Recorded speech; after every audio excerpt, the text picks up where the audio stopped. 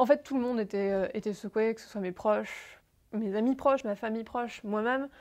Euh, J'avais des appels d'amis proches, du coup, qui m'appelaient en larmes. Non, plutôt l'impression que c'est la période de ma vie où j'ai été le plus entourée. Avec ma famille, je pense que ça nous a soudés encore plus. Enfin, on avait déjà eu à surmonter plusieurs événements assez difficiles. Ça a été un choc, surtout sur mon père, mais on a réussi à surmonter les difficultés. J'ai 3 frères et sœurs et ça fait très longtemps qu'on s'était pas retrouvés tous ensemble, vu que tout le monde a un peu sa vie de ça et là. Et du coup, ça nous a permis une fois de se retrouver tous ensemble, aller boire un verre. Et on s'est dit, bah tiens, il faut qu'il y en ait un qui a un cancer pour qu'on fasse ça, c'est dommage.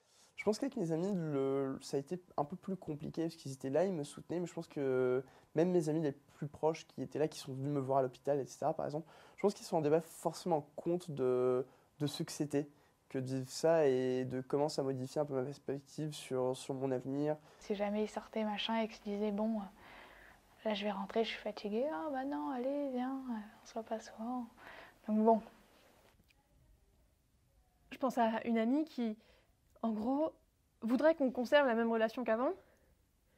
Mais sauf que moi, je suis plus la même, parce que ben, voilà, je suis malade, et même si le cancer, ça fait pas toute ma vie, ben, ça fait partie de ma vie actuellement, parce que j'ai un rythme avec ça, Et en fait, elle interdit complètement le... Enfin, elle interdit pas qu'on en parle, mais quand j'aborde le sujet, ben, en gros, c'est «Oh, ça va, pas la peine de se plaindre autant», etc. Enfin, quand j'en parle aux gens, j'en parle vraiment sans tabou. Du coup, j'essaie de les rassurer dès le premier abord aussi, pour pas qu'ils sentent qu'ils parlent à quelqu'un d'encore malade ou mourant. Mais ouais, j'en parle sans tabou, je m'attarde pas dessus. Si les gens veulent en parler plus, ça me dérange pas. Mais c'est vrai que, enfin, j'aime pas me limiter à me définir qu'à ça. Il y a parfois des gens qui venaient me parler, voilà, vraiment, limite sur le ton de la pitié, en me disant, toi, ça va. Et enfin, moi, ça allait. Et du coup, je me dis, bon, peut-être que eux, ils ont vécu le cancer autrement, par un membre de la famille qui est peut-être décédé, et tout ça. Et moi, le fait de le vivre bien, on va dire, c'est peut-être, j'étais gênée, donc je n'osais pas trop dire que vraiment ça allait bien et qu'il y a pire, quoi. En fait, enfin, ça chamboule tout le monde, et on peut pas prévoir comment les gens vont réagir, en fait. J'étais à la fin d'une relation, en fait. On a grandi ensemble, et on a fait...